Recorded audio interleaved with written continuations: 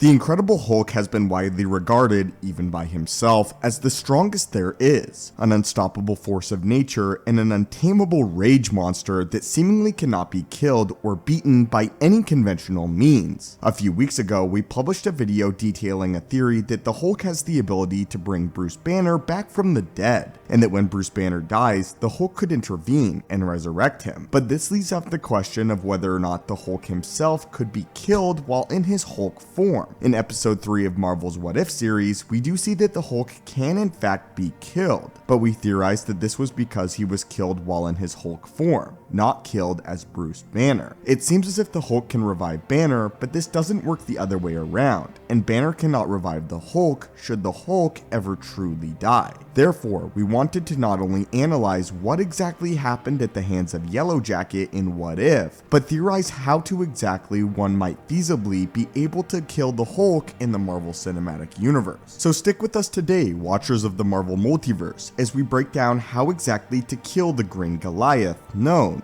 as the Incredible Hulk. First, let's cover exactly what Hank Pym did in What If, and how it directly resulted in the Hulk's death, as this is massive, as no other characters in the MCU have been shown the affinity and power to outright kill the Hulk. So, for Hank Pym to be successful in What If, this is massive, and has massive implications for the universe as a whole, confirming that the Hulk can in fact be killed. First, let's cover exactly what Hank Pym did in the What If episode, and how it directly resulted in the Hulk's death. Hank Pym used his Pym particle technology to get into the Hulk's bloodstream, and used one of his discs to enlarge the Hulk's heart. Effectively, what happened here was the Hulk's heart grew immensely in such a short period of time that it pumped blood through his system so forcefully that his body could not handle it. This means that any modern MCU hero with access to Pym tech could, theoretically, take the same approach against not only the Hulk, but other gamma-enhanced individuals such as the Abomination or She-Hulk, as we saw that this was extremely effective against the most powerful of the gamma-enhanced individuals in the Hulk himself. But what if the hero in question does not have direct access to Pym technology? In the comics, Spider-Man actually proposed a theory as to how the Hulk could be killed when he encountered a gamma-irradiated supervillain known as Digger. Throughout this arc in the comic books, Peter studied the science behind gamma-induced transformations, and proposed that the Hulk's split personality required energy to maintain his transformation. Peter hypothesized that when the Hulk is not active, he is recharging, and if he could theoretically keep the Hulk out and angry long enough, he may get him in a state where his adrenaline surge is no longer strong enough to sustain him, and his transformation may begin to break down,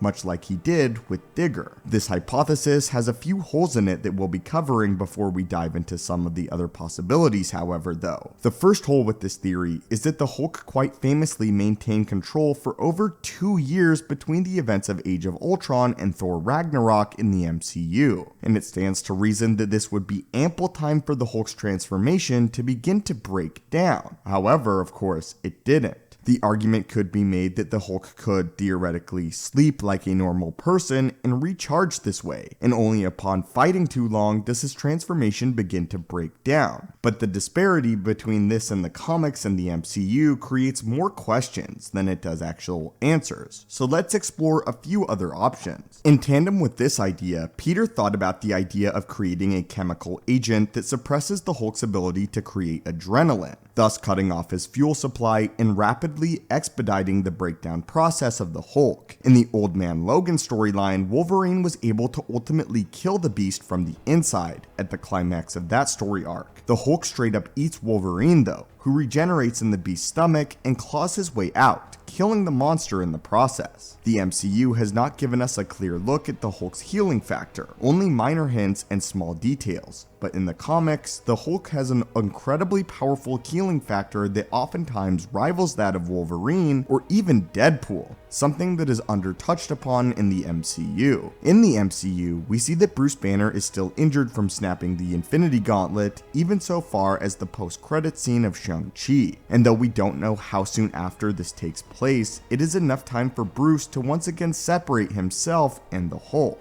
Though we admittedly don't know if this is attributed to his state as Professor Hulk, it is implied that the MCU Hulk's healing factor is far weaker than his comic counterpart. In the comics, it appears as if he can heal from almost anything. Therefore though, the best way to kill him, much like Hank Pym figured out, is to attack his internal organs and kill him from the inside out. We do see that the Hulk has nearly impenetrable skin, withstanding the firepower of high-powered military artillery, Iron Man suits, and blows from the God of Thunder himself, with only small cuts and bruises to speak of. Very few MCU heroes up until this point have been shown to be capable of breaking through the Hulk's skin, but if one of them could get inside and attack the Hulk from the inside out, then this would most likely be the most effective way to kill the Green Goliath, seeing as his healing factor does not seem to be as strong as his comic book counterpart. It is important to mention that according to our previous theory, killing him while in his Banner state would be ineffective, and killing Banner would most likely only trigger the Hulk's transformation.